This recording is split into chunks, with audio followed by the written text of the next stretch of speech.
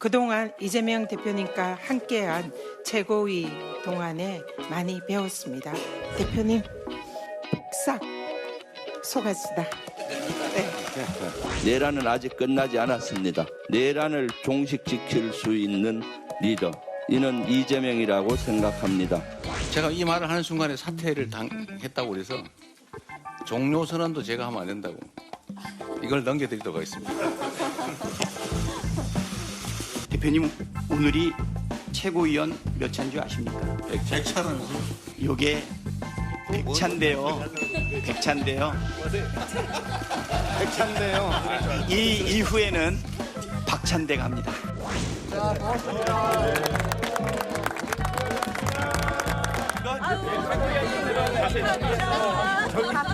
저기 방방이 두들기지 마세요. 직무대행하고는 사태 안 치워요.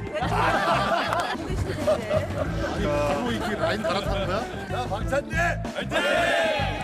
심지어 구호까지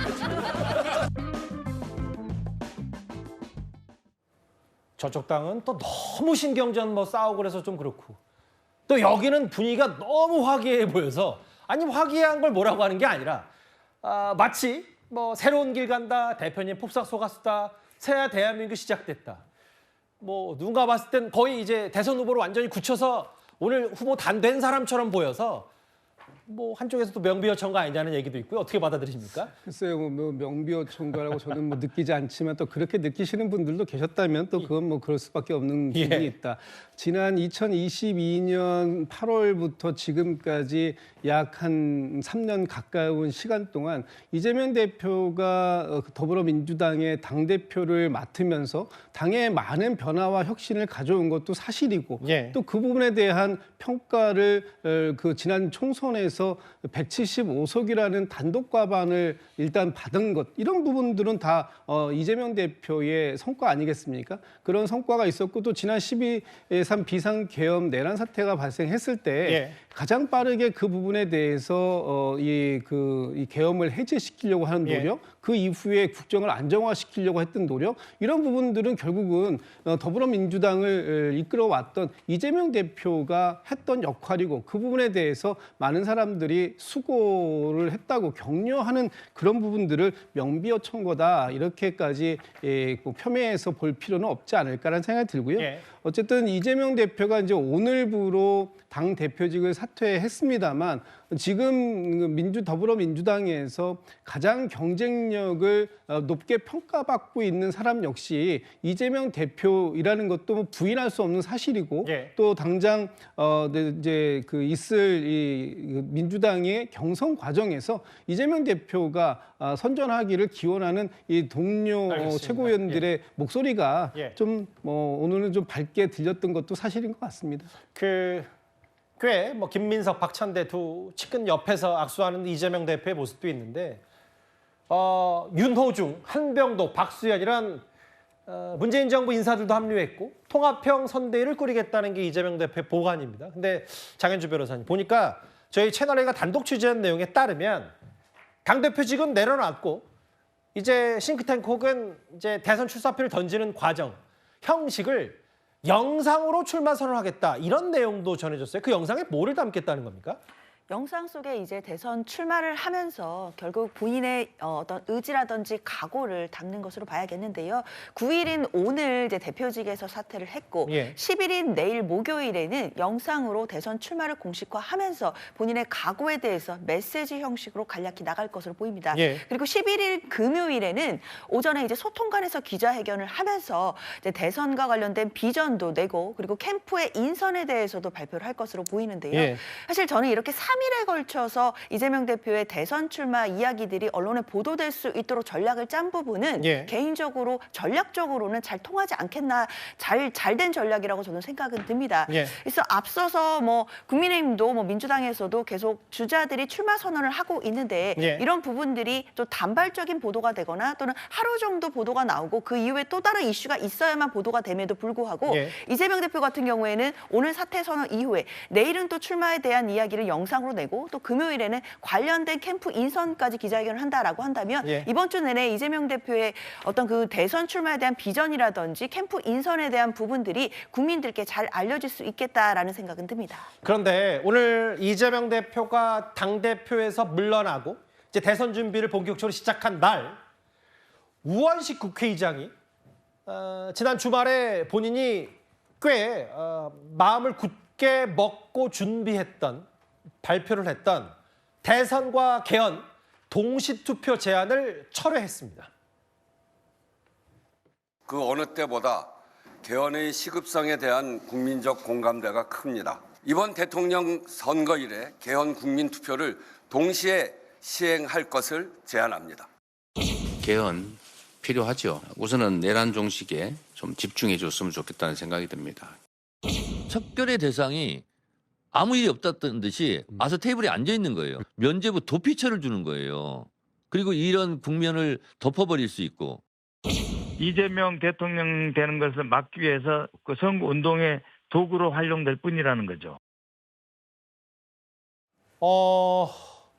우원식 국회의장으로선 그의 본인이 정치적 승부수도 던졌을 것 같은데 오늘 SNS에 뭐라고 적었냐면 대선 동시투표 개헌 어려워졌다. 대선 후에 논의하겠다. 신지호 의원님, 이게 사실상 이재명 대표가 이 제안을 거부했기 때문일 겁니다. 뭐 이재명 대표 측 전 대표가 됐네요. 거기에 결국 국회의장이 굴복을 했다 저는 그렇게 봅니다. 예. 그리고 지금 이재명 전 대표 측에서요, 우원식 의장 제안을 거부하는 사유를 내란 종식이 우선인데 예. 그 개헌은 그 다음 아니냐. 근데 정치라는 게 선후 경중을 잘 따져야 되는데 예. 지금 4월 4일 8대0 전원일치로 윤석열 대통령이 파면됐고 이번 주 후반에 이제 한남동 관저에서도 퇴거한다고 하는데 예. 아직도 대한민국에 내란이 지속되고 있다고요?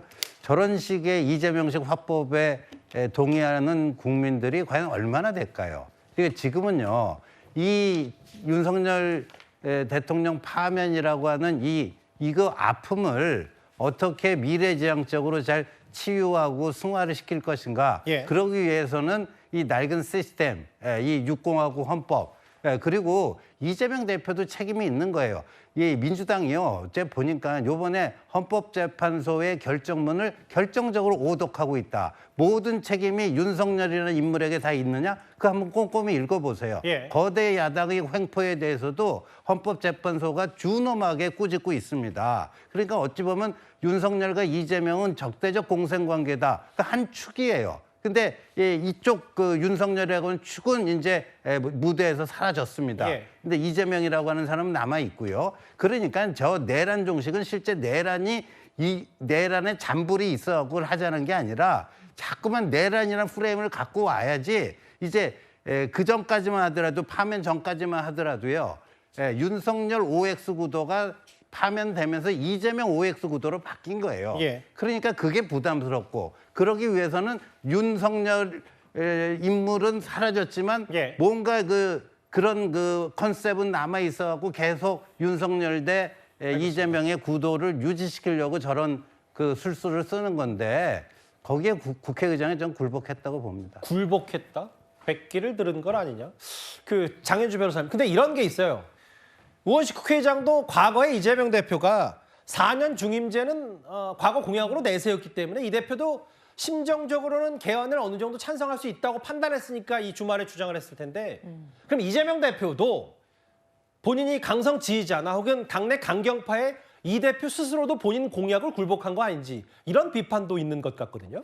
글쎄요, 저는 지금 이 관련된 논란에서 마치 강성 지지자들이 우원식 의장을 비판했기 때문에 우원식 예. 의장이 생각을 달리 먹었다 이렇게 보기엔 좀 어려울 거라고 저는 생각합니다. 우원식 의장이 사실 국회의장직에 있는 분이고 나름의 철학과 소신으로 지금 개헌과 관련된 이야기를 아젠다를 던진 거라고 생각하거든요. 예.